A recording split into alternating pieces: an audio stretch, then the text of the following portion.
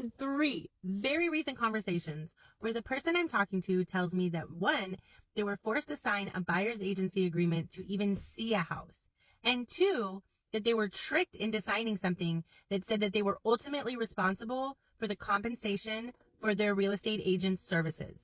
So the fact that this conversation keeps coming up tells me 2 things. The first thing is we're just not doing a good enough job as a whole explaining to our clients the new mandated buyer's agency agreement before we can even show a house. And the second thing is that there's been changes to how real estate agents get paid, but since most people never really understood how they got paid in the first place, it's causing some confusion and even some mistrust. But to start with, real estate agents, realtors, whatever you want to call us, we get paid commission only. This means we don't make a salary, we don't get paid hourly, our brokerage doesn't pay us if we go to show houses and it doesn't work out. In fact, many brokerages charge their agents for even being part of their brokerage, and every brokerage takes a cut of whatever the real estate agent's commission is when they get paid. So that means the only time a real estate agent is compensated for their services is if their buyer closes on a house they're buying, or their seller closes on a house they're selling. And then your real estate agent doesn't actually get to keep that entire amount because, like I said, the brokerage is going to take their cut.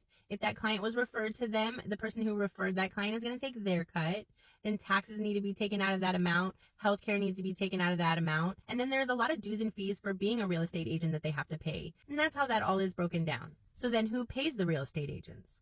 Well, until very recently, it was common practice that the seller would pay for both their real estate agent and the buyer's real estate agent out of the proceeds of the house. Now, this didn't mean that the buyer's agent worked for the seller. It just was common practice. And why was it common practice? Well, it was common practice because buyers typically have a lot of things they have to pay for when buying a house, and they don't have the sale of a house to help them. When buying a house, you have to come up with your deposit amount. You have to come up with your closing cost, and you have to come up with funds to pay for inspections and appraisals. So even though the majority of buyers want to be represented by a real estate agent, if they have to pay for the services of their real estate agent, they might not be able to buy the house. So what does that mean to sellers if not enough buyers can buy a house? Well, it means there's not as much demand. So maybe they can't get the price they want for their house. Maybe they can't even get their house sold. Since the buyer is the one who brings all the funds to the table, the seller wouldn't even have those funds if the buyer wasn't there. So in the best interest of getting homes sold, it became common practice that the seller paid both the buyer's agent commission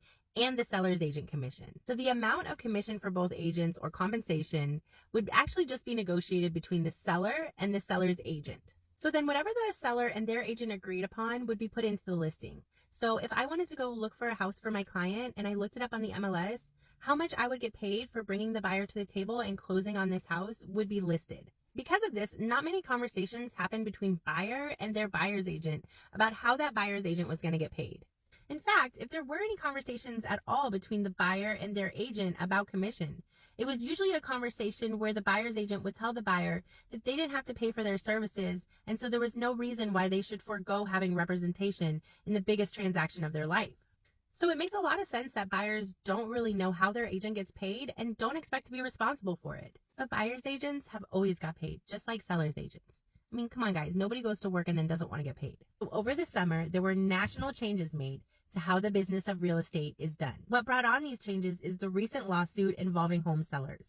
Now, I've made 2 other videos on the subject of these lawsuits, so if you want to know more, just go to my page and watch my other videos about it. But just to give you the quick recap of that lawsuit, sellers were upset that they felt like they were being forced to pay the buyer's agent commission, and they also didn't feel like it was their place to be negotiating the buyer's agent commission, being that the buyer's agent was not working for them. And as a result of that lawsuit, the changes were made to how we do real estate now. Changes went into effect in August, and these are the changes. Number 1, sellers will no longer be required to pay a buyer's agent commission out of their profits.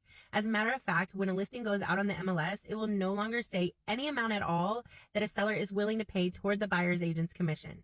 It will now be the buyer's responsibility to negotiate with their real estate agent on what compensation that real estate agent will get for their services. The first change in real estate leads to the second change.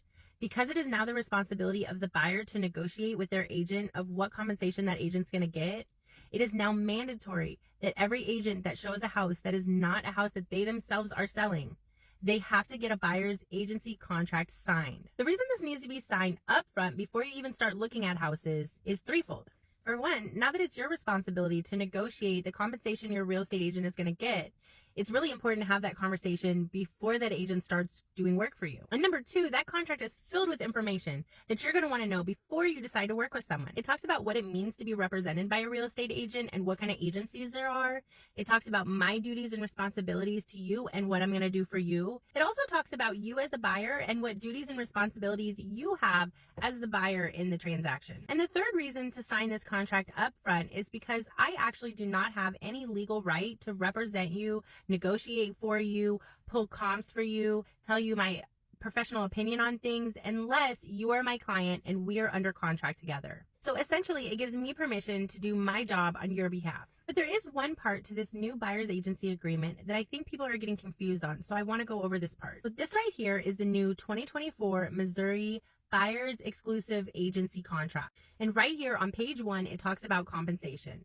The first thing it talks about is a retainer fee, which is something that not many realtors do, but it might become more and more common as real estate agents get tired of showing houses or trying to sell a house, having the client back out, and then losing any money you've put into it and not getting paid at all. But the most common thing you'll see checked is number 2, and that says compensation.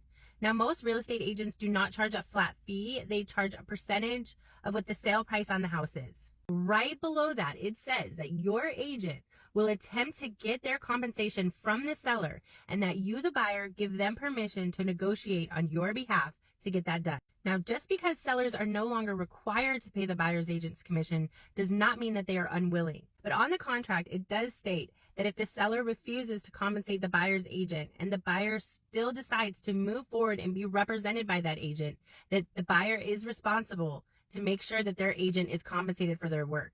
And the last thing I want to show you is on page 2, halfway down the page, it talks about non-performance and termination. It basically says that if the deal falls apart and it's not your fault, that you will not be obligated to pay your real estate agent the commission that you agreed upon. That you will still have to pay any retainer fee that you agreed to. At that point, that just means that your real estate agent will not be paid for their work. And that's just a risk that we take as real estate agents when we get into this business. But because of that, you might start seeing more and more retainer fees being added by real estate agents. So now that I've explained everything, you might understand it better, but you might be thinking like, great, now I'm never going to get a house. It's already so expensive. It's already the number one reason people don't have a house is because unaffordability. And like I said before, just because sellers are no longer obligated to pay the buyer's agent commission doesn't mean they're not willing. And if the seller doesn't come right out and say they are going to pay for the buyer's agent commission, there's another way that we can go about getting the exact same thing. And that happens when we make an offer. So let's say that the house is listed at $300,000. Then we would make an offer slightly over $300,000 that would cover the amount of the commission that we agreed that you would pay me. And we would make the offer contingent on this seller using the proceeds of the house to pay out that commission. See, so it will be same, but different, but still same. And look, I know me explaining all this isn't going to change things with the issues we have with affordability, but hey, I hope it helps you understand a little bit better what the new changes are, and I hope it helps you feel a little bit more comfortable that your real estate agent isn't trying to trick you. This is just the way it is now.